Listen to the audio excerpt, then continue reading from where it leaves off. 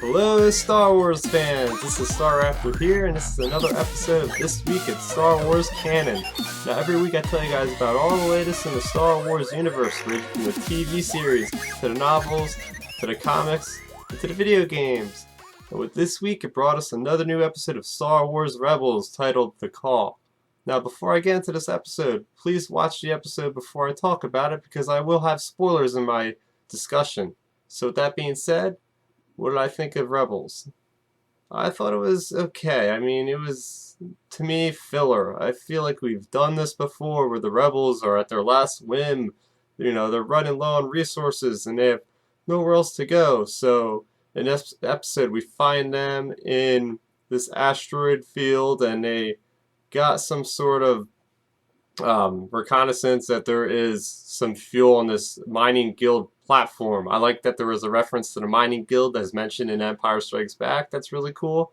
So they go and basically the whole episode is about them securing the fuel and then they're on their way again. So that's another thing. There was no real plot progression through the overall Rebels story, which I find really disappointing after watching, especially watching the mid-season trailer for season 2. They have so much really cool stuff coming out, and then they give us an episode like this, and I'm just like, I really couldn't care less. I mean, but anyway, so things I did like about the episode were, of course, the Purgle, the space whales, you can call them. You know, I figure in the vast vacuum of space, there's got to be some kind of organic creature that, you know, can survive out in the vacuum. So it's really nice seeing them. Also, I thought Kanan's helmet was pretty cool. It was a pretty funny exchange between him and Sabine when he asks for his helmet. She gives it to him. He's just taken aback like, what the heck did you do to this thing? You know? The Mining Guild ties were a nice addition. You know, I figure that with the vast empire out there, there's going to be some factions that are going to repurpose, you know, the Imperial's vehicles to their own will. So it was really cool seeing the yellow color, as well as they modified him to not have the solar panels in the front. Also, I liked the Halo jump. That was something else we haven't really seen too much in Star Wars. Them jumping out of you know, very low gravity onto something. And the biggest purpose of this episode, I think, was to show us that Ezra is getting stronger. So he is, you know, training these, well, not training, he's more or less taming these Purgle to do what he wants. And we have seen him already kind of tame creatures, especially in the first season when he tapped into the dark side to gain control of the Fear Knock. So this episode showed us a progression of him, you know, being able to concentrate more and focus and use the Force rather than use it on instinct and fear.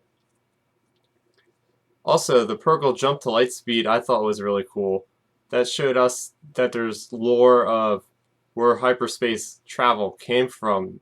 You know, the early people of the galaxy studying these creatures and figuring out how they can get to point B very quickly from point A. So, but the thing I just can't understand with Rebels is how Kanan, Sabine, and Ezra are jumping through the vacuum without any kind of environmental suit. All they have are these helmets, which to me don't even look like they provide any oxygen, let alone, you know, survive, allow them to survive from being crushed.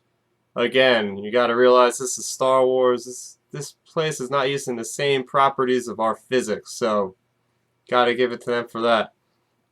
But all in all, yeah, I just wish there was a little more progression in the plot.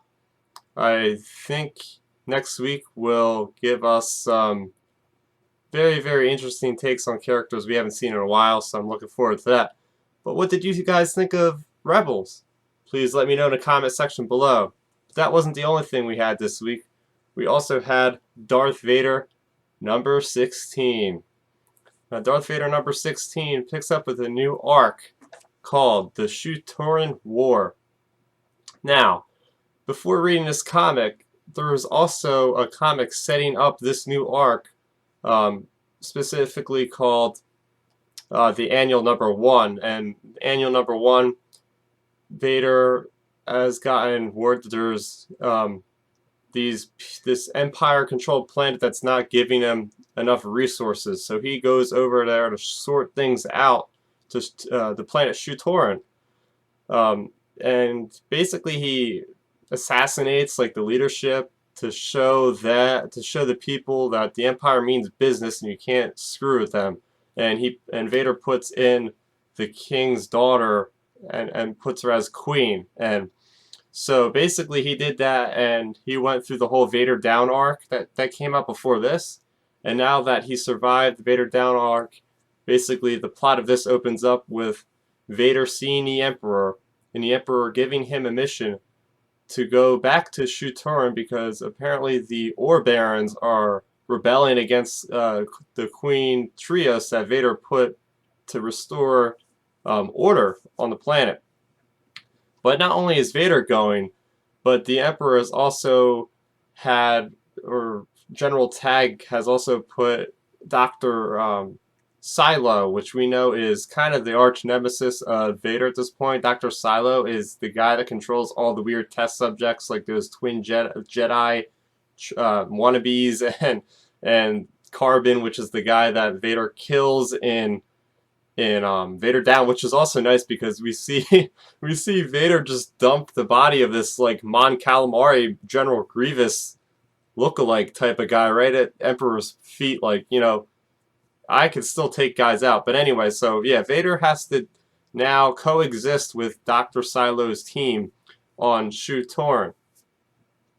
But so basically the plot is, okay, so the Emperor sends Vader to Shutoran to kind of make sure that these Ore Barons know their place. So he goes there and he basically is going to oversee everything, and that's where this first issue goes. It basically going to show us that.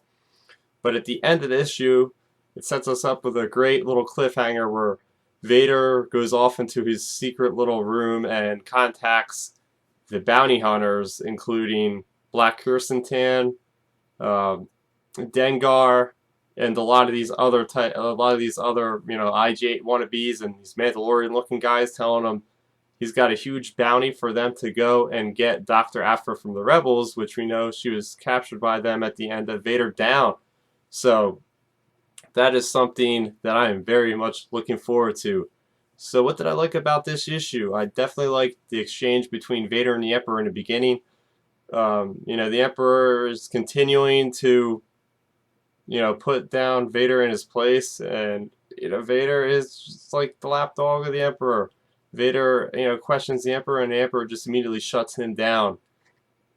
And not only that, but I love the artwork of LaRocca with the Emperor. I think he does a fantastic job. He looks great, and as always, Vader's, there's no artist that can come close to, matching what LaRocca does with Vader. So, yeah. Another thing I liked a lot in this was Vader making an example of the ore extracting machine thing with Void Gazer's drones. Now, if you remember, Void Gazer is one of Dr. Silo's men. She is a cyborg that kind of looks like Lobot, and she can control these drones with her mind, through the interface. So basically, they are trying to assault this ore refinery, and the fire is too much. They can't do a full frontal assault. So Vader just says, okay, I got another plan, and he uses the Void Gazer lady to use her drones to make a hole in the ceiling, and all this magma comes down, destroys the refinery, and then Queen Trios gets really pissed off because that costs that one refinery can make them a lot of the ore to support the Empire. So Vader, in a sense, is only hurting himself and the Empire by destroying this thing. But we all know Vader. He takes the real direct approach, and he just likes to destroy anybody. So. And that's another thing that leads me into the relationship between Queen Trios and Vader. Vader, Queen Trios, she really stands up against Vader. She's really courageous, especially since he already cut off her hand in the Annual number 1. So she still is testing him. But they come to an agreement that in front of public eye, they will act more civilized because Queen Trios got disrespected in front of subordinates and is saying to Vader that, if they keep doing this to her, if he keeps doing that to her, her people are not going to take her seriously and things are going to get worse on that planet. So now they have come to an agreement. So I really like this issue. I can't wait especially to see how the Dr. Aphra storyline goes if Vader gets her back. Maybe she'll die. I mean, we haven't seen her in anything but the comics, so anything is fair game. So have you guys been reading Darth Vader? Let me know in the comment section below what you think so far. And please, hit that thumbs up symbol if you like the video.